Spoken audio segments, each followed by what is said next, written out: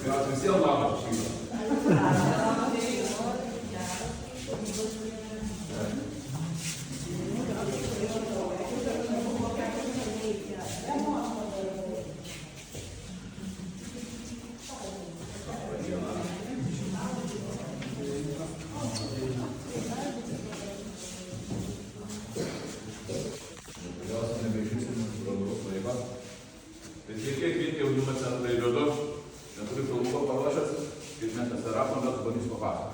Čia anksčiau buvo universalinė parduotuvė, kaip ir daug miesteliuose daug. Prasidės laisvai Lietuvai, daug nebereikėjo, tai čia buvo kečupo cechas, vadinamo kečupą. Kraustė, tai čia nusipirko vieną įmonę, Batų Haupt, didžiausia įmonė, kur užsiiminėja nekilnojamo turto pardavimą. Tai iki ir jie to užsiiminėja.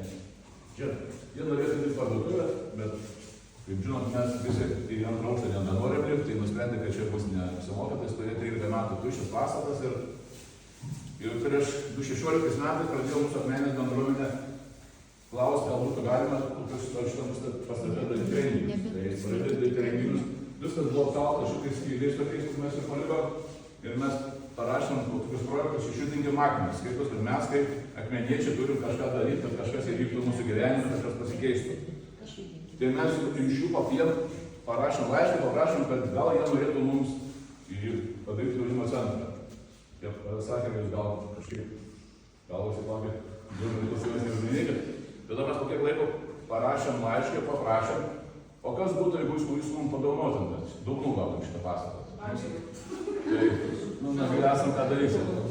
Nieko, sakė, pažįsim, kokie bus mūsų metai finansiniai ir tai taip ir įvyko. 2018 metais jie mums šitą pastatą padovanojo.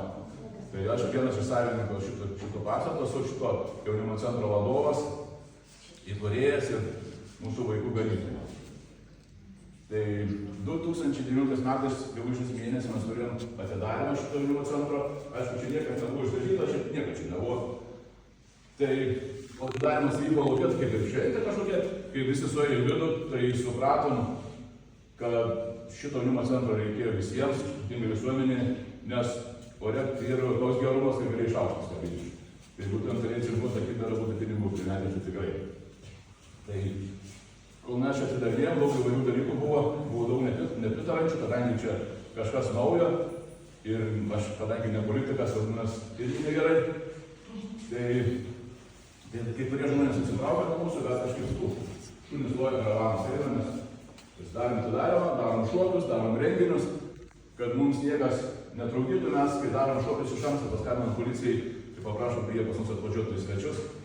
Tai aišku, jie nevažiuoja, kartais atvažiuoja, tai mes užkertam kelią tiem žmonėms, kurie neturi ką veikti, tai dėl ko nors nepaskambinti. Tai va.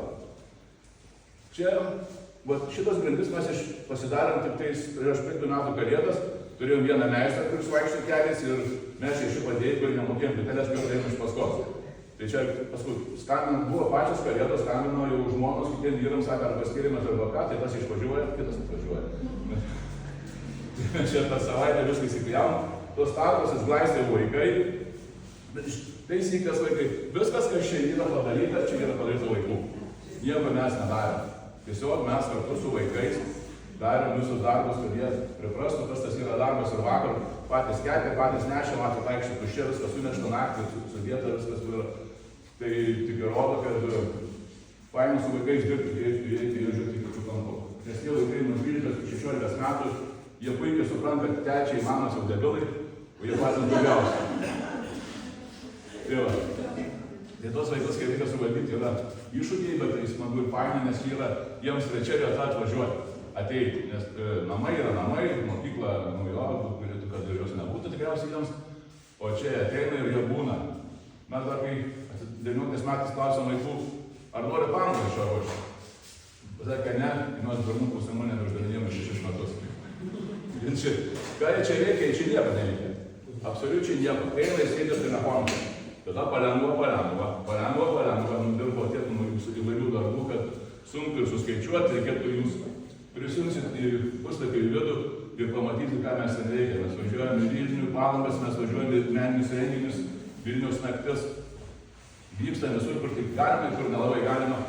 Tai va tie vaikai pasimuždami. pati didžiausia šventė vaikui gavo šitokį džemperį, vardinį, gavo kai kurie vaikai, kai kurie negavo, truputį verkė. Gal papasakau, ko pritrūko, kad gaut, tai jo tokie smagumai vyksta visumom. Ir pati didžiausia nuoboda vaikui, kai savaitę neteikti jaunimo centrą. Tai įsivaizduokit, kiek jiems yra tai svarbu čia būti. Tie vaikai atvažiuoja iš visur, ten kur laukia piešiniai yra ant sienų, tai šie metai, Čiurlionio metai, tai vaikai 4 dienas statė paveikslus ant aikštės, sėdė su mokytoju, tai darė.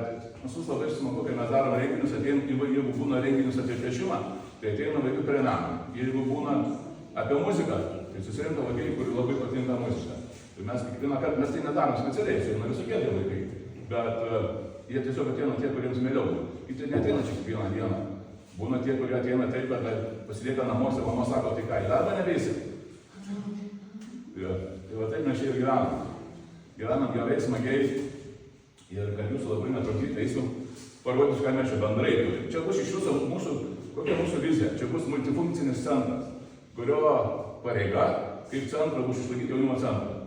Tai va turim pirmą aukštą, turim rūsį, turim antrą aukštą ir turim palėtę bus viešbutis. Mes jau turim visą šito pastato vizualizaciją. Viena mergaitė, Karina, Klaipėdos dailės akademijoje padarė darbą ant jaunimo centro vizualizaciją, diplominį darbą. Tai mes čia su profesoriais susiskambinę, su Klaipėdos dailės, tai meno profesoriais ir su to mergaitė mes čia dirbom 2-3 mėnesius, kad išreikšt, kaip mes suprantam, kas čia bus. Tai mes turim, jinai turėjo puikų darbą, mes turim puikų rezultatą ir žinom, ką darysim toliau.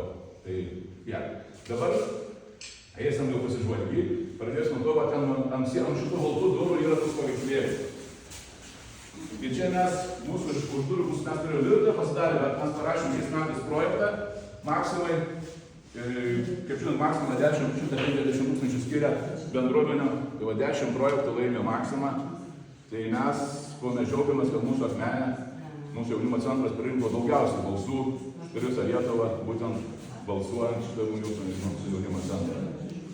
Tai va mes turim šitą vizualizaciją, šitą dalyką mes sieksim, kad būtų. Einam, parodysim, ką mes turėsim. Dabar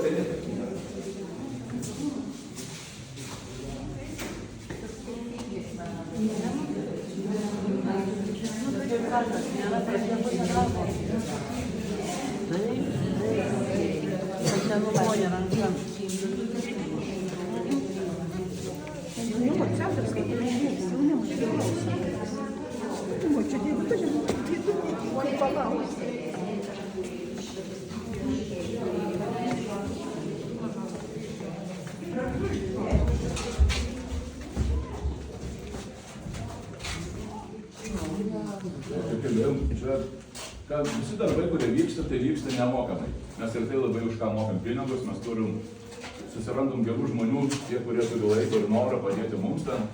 Santechniką mano darbuotojai montuoja nemokamai. Nereikia jums aiškinti, kodėl čia reikia mokamai ar nemokamai, čia sumokėčiau, tai nesvarbu, jiems yra svarbu. Tai mes, kai turėjom čia, kai prasidėjo aplamai sudarimas čia visko, tai čia buvo visko pilna daug šiukšlių, visko, tai mūsų aš esu asociacijos dar prezidentas, tai mes kaip verslas patys vadovai valėm šitas patalpas, tvarkėm ir darėme įvairius darbus kartu su vaikais būsimais, kurie jau dabar dideli, jau mokosi kažkur kitur ir ruošiam šitą pastatą, net galėtum čia gyventi. Čia bus mūsų virtuvė, kaip kalbėjau, labai moderni, faina, nes ką vaikai mėgsta labiausiai, tai valgyti ir gaminti valgyti. Ir dar mėgsta keliauti kur nors kitur pas kitus vaikus. Tai mes tą ir veikiam. Einam truputėlį čia. Alio, kada bus atidaryta virtuvė planuojama? Lapkričio mėnesį. Jo, lapkričio.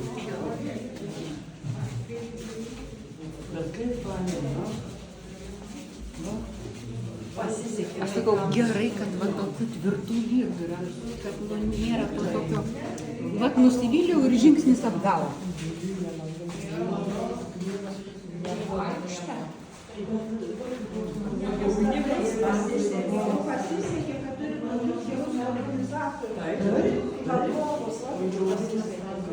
Laimingi vaikai, kad turi gerus organizatorius, vadovus, kurie turi palaiko jo.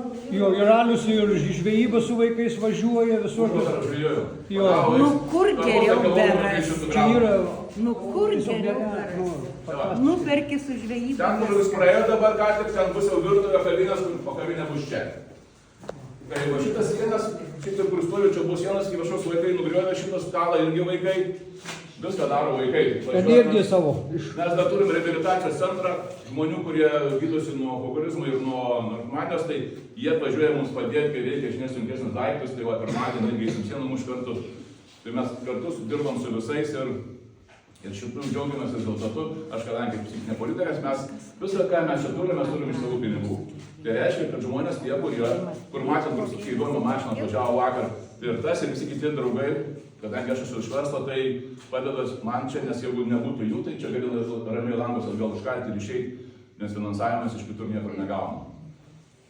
Tai mes laimėm projektus, laimėjom projektą Erasmus Plus, tai važiuojam po Europą su vaikais, laimėjom projektą per šiais metais, 2 metų projektą nuo kitų metų su jaunimo reikalų departamentu. Ir tai palengva viską mus pragalvodami, tai ir dirbam. Jeigu dažniausiai gaunam neigiamus atsakymus, kaip pralašėm konkursą, bet mes nepasiduodam, mes paprašom klaidų, ką mes darom, kas mes ne tai padarėm, ir atgal prašom. Nu, žodžiu, nereiškia per duris ir kontarkameną ir viskas. Tiesiog, kadangi aš esu iš verslo, tai žinau, kaip reikia siekti rezultatų, mes tai darom. Turiu vieną įmonę Lenkijoje, vieną Švedijoje, 2 Lietuvoje, truputį bankė dirbu, Rotary klubo narys verslo, tai turiu ką veikti, bet man atrodo, kad dar galima daugiau nuveikti. Tai va tiek, tai bus čia tokia labai įdomi vieta, čia nebus nei kotletų, nei karbonadų, čia bus gera kava, pyragaičiai, šiaip tokia pasidėjimo vieta, kur ateis jaunas mamytė su vaikais, praleisti laiką, paskui mums parodysim būsimą mamyčių kiemą, ką mes ten veiksim. Dabar einam į antrą aukštą, parvalytume savo. Dabar jau, kad jeigu vaikas pakėlė plytą, persidirbo, Ne, o jūsų čia vaikai varą nieks nuširti. Aš neužskundžia. atėjau, suprantu, šiltą ant tų kopėčių 2 ir muš sienas, tai nuvariau. Nu, tai Nebeleido ateiti. Nes visi, aš noriu dėčiau, Gerai, tai bet nėra tokių, kuris... Mamytės, jie nekur kam Čia nėra. vaikui darbas. dėčiau, tai.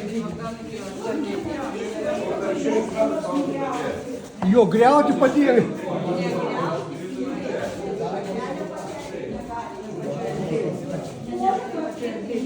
Popieriaus vaikai dabar nebepakelia, numetė saldainį popierių, sakau, pakel, ne mano. Čia jau yra kitaip, toj vietoje, visai kitaip.